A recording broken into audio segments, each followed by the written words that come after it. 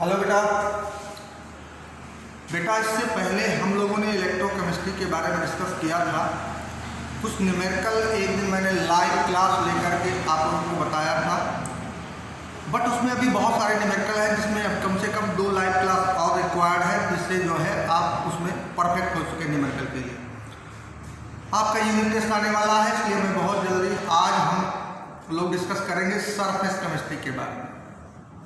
थोड़ा सा आपको आइडिया देता हूँ ताकि आप यूनिट टेस्ट आप कवर कर ले जाए। सरफेस केमिस्ट्री में बेटा हम अपने डेली लाइफ में जो ऑब्जर्व करते हैं उसकी स्टडी करना है। बोर्ड में अब कैटालिसिस और कोलाइड वाला पार्ट चैप्टर से डिलीट हुआ है, ठीक है। बहुत आराम से पढ़ेंगे हम लोग, इसको समझेंगे। बेसिकली इसमें हम मेनली कहें कि सरफेस केमिस्ट्री के अंदर क्वेश्चन कैसे फॉर्मेट होते हैं, तो क्वेश्चन रीजनिंग पार्ट ज़्यादा आता है। डिफाइन करने के लिए 60 क्वेश्चन बहुत पूछे जाते हैं और वो भी रीजनिंग बेस्ड क्वेश्चन पूछे जाते हैं आपसे। बहुत इंटरेस्टिंग चैप्टर है। चलिए स्टार्ट करते हैं। ओके, हम लोग स्टार्ट करते हैं बेटा सरफेस केमिस्ट्री। सरफेस केमिस्ट्री, ठीक है बेटा। अब क्वेश्चन उठता है कि सरफेस केमिस्ट्री क्या है, इसमें हम किसकी स्टडी करते हैं। नेम ही है सरफेस। तो ऐसी जितनी प्रोसेसेस, चाहे वो फिजिकल हो या केमिकल चेंज हो, जो किसी मैटर के सरफेस पे अकर करे, उन सब की स्टडी आप सरफेस केमिस्ट्री में करते हैं। यानी आप कहेंगे कि branch of chemistry which deals with the study of phenomenon occurring over the surface of solid और liquid called surface chemistry. Surface chemistry is the branch of chemistry which deals with the study of processes occurring over the surface of matter. अब आप कहेंगे कि surface पे कौन सी phenomenon अकर करती है। बहुत सारे फिनोमेनन हैं, जैसे एक डेली लाइफ का एग्जांपल हम बताते हैं, रस्टिंग ऑफ आयरन। जो रस्ट फॉर्म होता है आयरन मेटल के सरफेस, वो सरफेस पे फॉर्म होता है। So rusting is the surface phenomenon. Evaporation of water from pond surface, किसी तालाब में पानी भरा हुआ है तो जो वाटर इवापोरेट करता है वो सरफेस से वाटर बल्ब से निकल के डायरेक्टली वो वेपर में नहीं चेंज होता, सरफेस से चेंज होता है, तो इवापोरेशन सरफेस फिनोमेनन। ऐसे तमाम सरफेस फिनोमेनन अकर करती हैं, और जितनी भी सरफेस प्रोसेसेस अकर करती हैं उन सब की स्टडी आप सरफेस केमिस्ट्री में करते हैं बेटा, ठीक है। अब इसमें क्या क्या हमको पढ़ना है, पहले उसके बारे में समझते हैं। एक टर्म है एब्जॉर्प्शन। एब्जॉर्प्शन और दूसरा टर्म है एडजॉर्प्शन। दूसरा टर्म है एडजॉर्प्शन। ध्यान से समझिएगा, बहुत इंटरेस्ट आने वाला है चैप्टर में। रीजनिंग है, लॉजिकल पार्ट है। एब्जॉर्प्शन और एडजॉर्प्शन, यहाँ डी है और यहाँ बी है, ये डिफरेंस है। ये कोई मैटर है, इसको वाटर वेपर के एटमॉस्फेयर में प्लेस किया। ये मैटर के अंदर का पार्ट है, ये सब अंदर है उसके मैटर पे, ये सरफेस है मैटर। अंदर वाले पार्ट को बोलते हैं आप बल्क ऑफ मैटर। क्या बोलते हैं? बल्क। बल्क ऑफ मैटर उसके अंदर। अगर वो वाटर वेपर इस पूरे बल्क में डिस्ट्रीब्यूट हो जाए, कुछ सरफेस में भी आएंगे थोड़ा बहुत, बट यहां कंसंट्रेशन हाई होगा, यहां कंसंट्रेशन क्या होगा? लो। लेकिन अगर किसी मैटर को वाटर वेपर के एटमॉस्फेयर में ओपन रखा और वाटर वेपर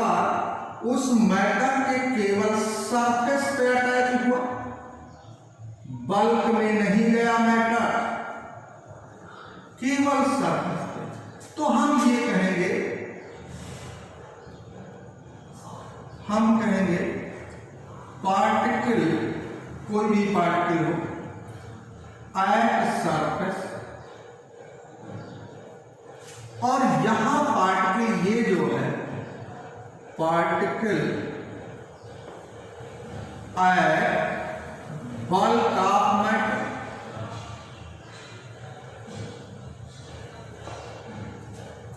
अब ये जो प्रोसेस हुई इससे आप कहते हैं एब्जॉर्प्शन, और ये जो प्रोसेस अगर की इसे आप कहते हैं एडजॉर्प्शन। तो एडजॉर्प्शन में कोई सब्सटेंस दूसरे सब्सटेंस के सरफेस पे एडहेयर करता है, कलेक्ट होता है, कंसंट्रेट होता है, अकुमुलेट करता है। तमाम टर्म यूज किए जाते हैं, accumulation, concentration, collection, adherence, right. तो यहाँ पे क्या है, यहाँ पे क्या है, हम कहेंगे uniform distribution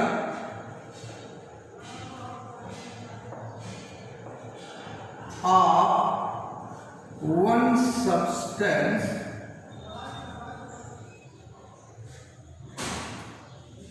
into the bulk of another substance।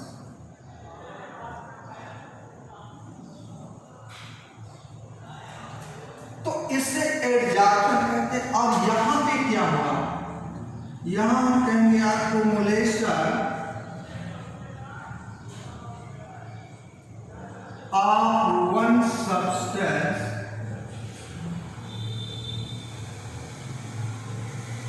over the surface of another substance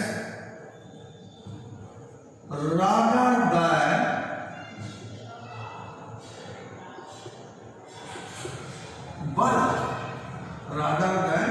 bulk। इससे हम कहते हैं एडजॉर्प्शन। बहुत इजी है, accumulation of one substance over the surface of another substance rather than in the bulk called adsorption, and uniform distribution of one substance into the bulk of another substance is said to be absorption। ठीक है। अब और ये क्या हुआ, adsorption. ये तो मैंने एक बेसिक डिफरेंस आपको बताया बेटा कि एब्जॉर्प्शन और एडजॉर्प्शन में क्या डिफरेंस है। अब मैं इस एडजॉर्प्शन की प्रोसेस को थोड़ा सा और क्लियर करता हूं। अब हम एब्जॉर्प्शन नहीं, और अगर एक टर्म बता दें, यहां पे एक टर्म है जिसे हम कहते हैं जॉर्प्शन।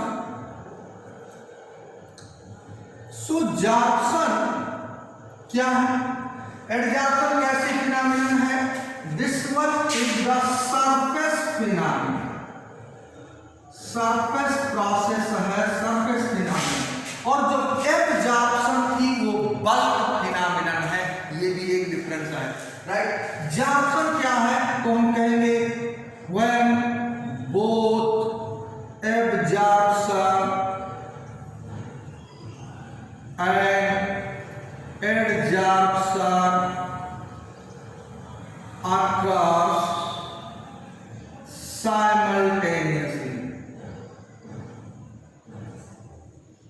simultaneously, then it is called जॉर्प्शन। यानी जब एब्जॉर्प्शन और एडजॉर्प्शन दोनों प्रोसेस साथ साथ कर रही हैं, दोनों हो रहा हो, तब उस प्रोसेस को आप जॉर्प्शन प्रोसेस के नाम से जानते हैं। ठीक है। अब हम बात करते हैं एडजॉर्प्शन में cause of adsorption. Cause of adsorption, adsorption occur ही जो करता है किसी सरफेस पे कोई दूसरा गैस या लिक्विड पार्टिकल बनता ही क्यों? राइट, तो ध्यान से समझिएगा बेटा, काज क्या है एडजॉर्प्शन का? ये कोई मैटर है, इस मैटर में जो पार्टिकल, मैटर का ही पार्टिकल है, दूसरा नहीं। ये पार्टिकल जो बल्क में है, इस पे बैलेंस फोर्स आल डायरेक्शन से एक्ट कर रहा है। लेकिन वो जो पार्टिकल इस मैटर का सरफेस पे है, उस पे अनबैलेंस फोर्स एक्ट कर रहा है। ऊपर इसके कोई पार्टिकल ही नहीं। अब इस पार्टिकल में यहां जो आएगा उसको अट्रैक्ट करने की टेंडेंसी, कैसा फोर्स है इस पे? हमने कहा इस पे अनबैलेंस फोर्स एक्ट कर रहा है, और जो बल्क में है, सरफेस पे नहीं, उस पे cause of adsorption is the unbalanced force acting on particle present over the surface। ये रीजन है। What is the cause of adsorption? Unbalanced force acting on the particle present over the surface of matter, right? ये तो unbalanced force. अब आप थोड़ा सा इस adsorption की प्रोसेस को डिटेल करें। ये जो एडजॉर्प्शन है, एडजॉर्प्शन जो है, इस एडजॉर्प्शन में एक तो मैटर वो है, this one is the matter जिसकी सरफेस पे एडजॉर्प्शन अकर कर रहा है, और एक वो मैटर है जो आकर के इसकी सरफेस पे एडजॉर्ब हो रहा है, यानी अटैच हो रहा है। तो जो अटैच हो रहा है उसे बोलेंगे एडजॉर्बेट, और जिसकी सरफेस पे प्रोसेस ऑफ एडजॉर्प्शन अकर कर रही है उसे कहेंगे adsorbent.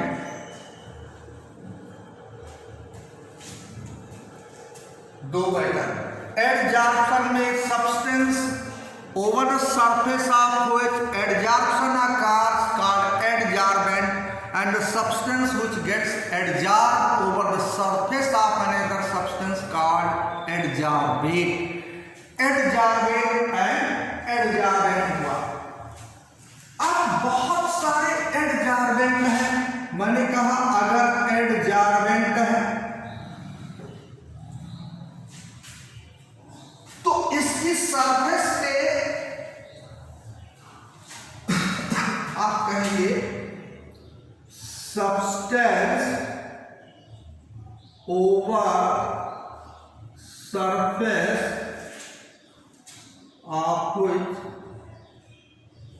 Substance over the surface, या सीधे कहिए substance over surface process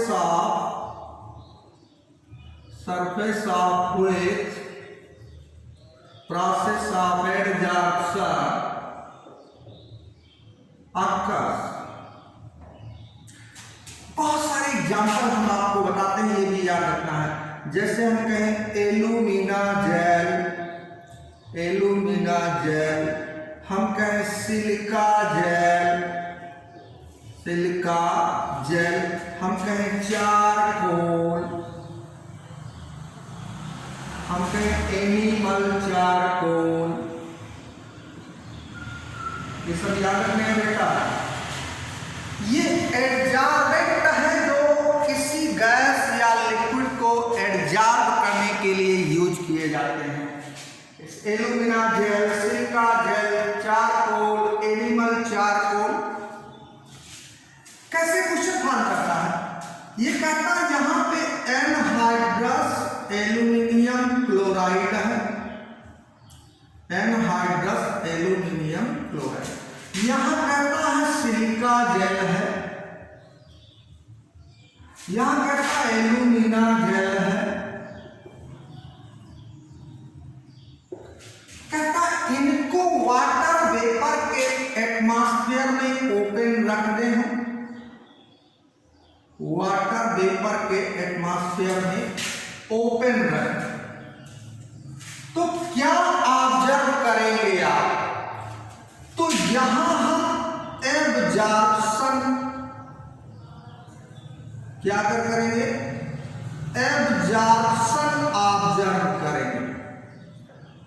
absorption, क्योंकि ये एडजॉर्बेंट नहीं है, लेकिन ये एडजॉर्बेंट है तो इनकी सरफेस पे वाटर वेपर एडजॉर्ब हो जाए।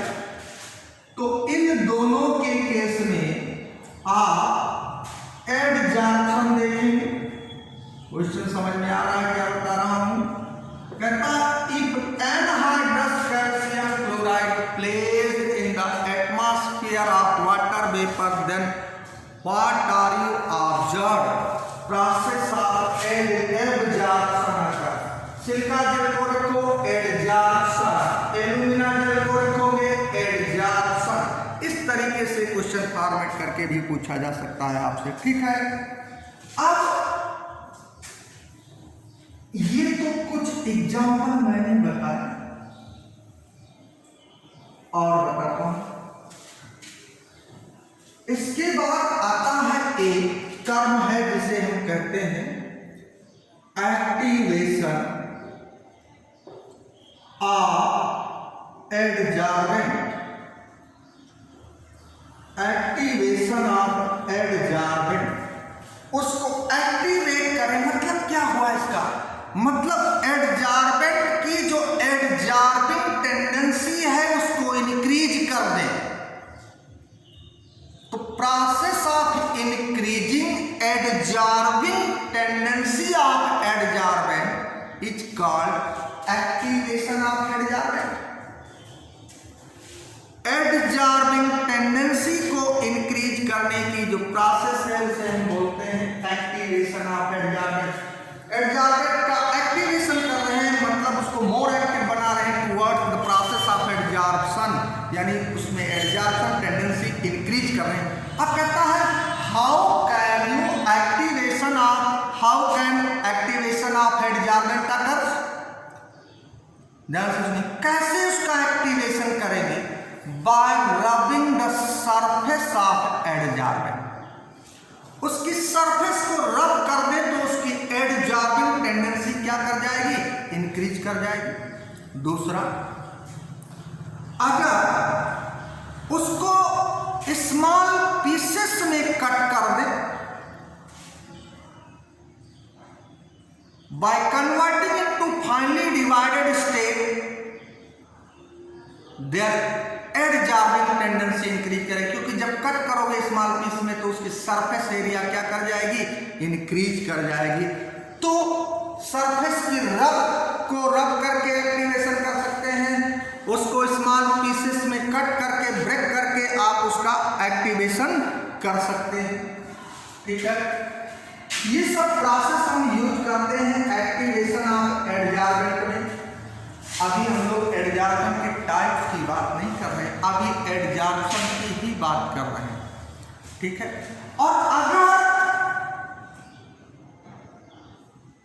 एक टर्म यूज करता है, ये एडजॉर्प्शन है, एडजॉर्ब है, ये एडजॉर्बेट है, ये एडजॉर्बेंट। अगर किसी प्रोसेस में एडजॉर्बेट सब्सटेंस का सरफेस से रिमूवल हो रहा है, क्या हो रहा है? Removal of adsorb substance from the surface of adsorption, then the process is said to be desorption. उसे क्या बोलते हैं? Desorption is the process of removing adsorbed substance from the surface of adsorbent, desorption, ठीक है।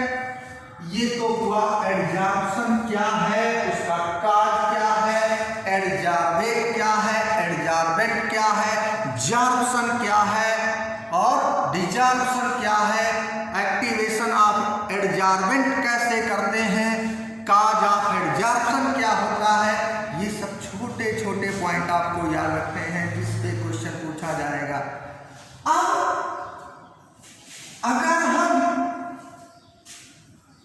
अगर हम देखें,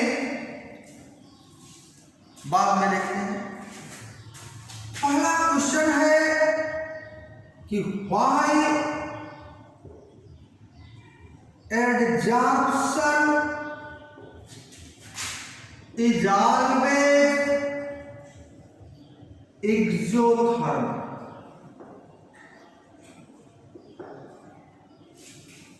Why adsorption is always exothermic? बहुत इंपॉर्टेंट क्वेश्चन है बेटा, बोर्ड में बहुत पूछा जाता है।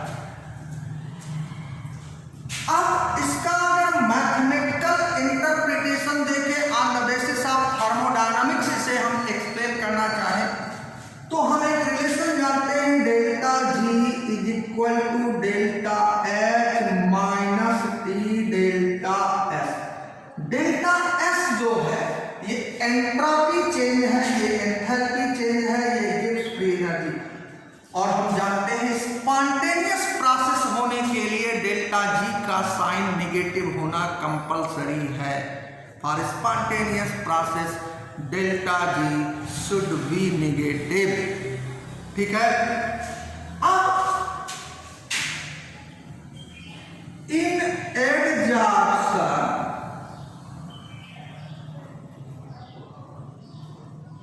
entropy decreases so that delta S is negative.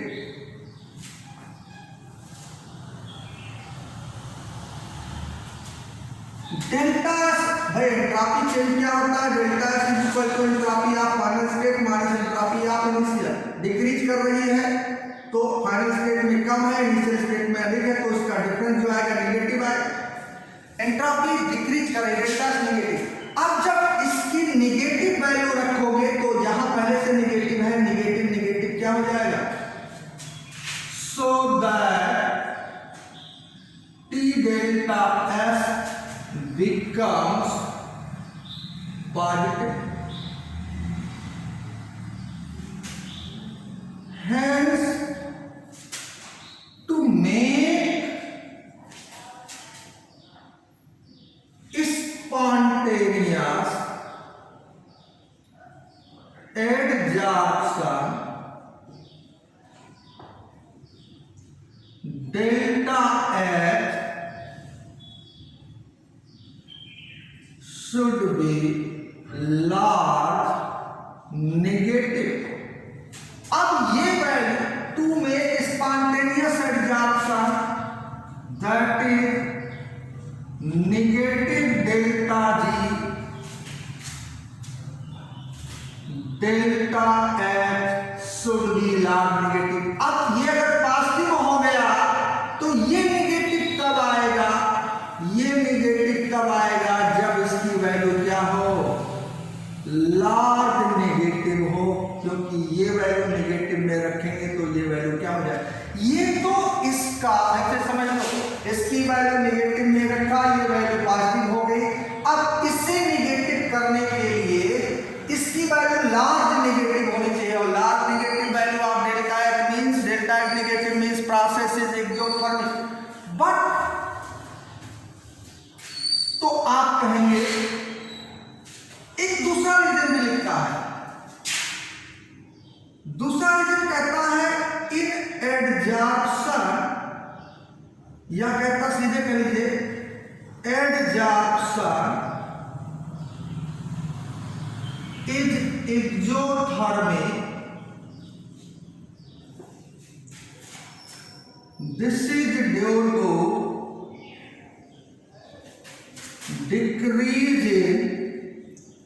decrease in residual force and surface energy। जब एडजॉर्प्शन, यहां जो पार्टिकल है यहां सरफेस पे इसकी ये वैलेंसी फ्री है अटैच होने के लिए, यहां तो इसे बोलते हैं रेजिडुअल फोर्स। जैसे जैसे ये पार्टिकल यहाँ एडजॉर्ब होता जाएगा रेजिडुअल फोर्स क्या करेगा, डिक्रीज करेगा और सरफेस की एनर्जी डिक्रीज करेगी और वो एनर्जी हीट के फॉर्म में अपीयर्स हो। So why adsorption is always exothermic in nature? This is due to decrease in residual force as well as surface energy. During adsorption, entropy decreases, means delta is negative, so that T delta has become positive. So to make spontaneous adsorption, that is delta is negative, delta H should be large negative. ये answer आपको लिखना होगा इस question में, तब आपको marks मिलेंगे पूरा। ठीक है, ये मैंने आपको बताया। अब इसके बाद आपको ऑब्जर्व करना है इस चैप्टर में कि what are factors affecting adsorption और एडजॉर्प्शन का एप्लीकेशन क्या है, उसके एग्जाम्पल क्या है, ये सब देखना है। फिर टाइप्स ऑफ एडजॉर्प्शन भी देखना है, फिजिजॉर्प्शन, केमिजॉर्प्शन। ठीक है, आज इतना ही लिखेंगे। अगले लेक्चर में हम लोग बहुत डिटेल में इसको आगे बढ़ाएंगे। ठीक है बेटा, ओके।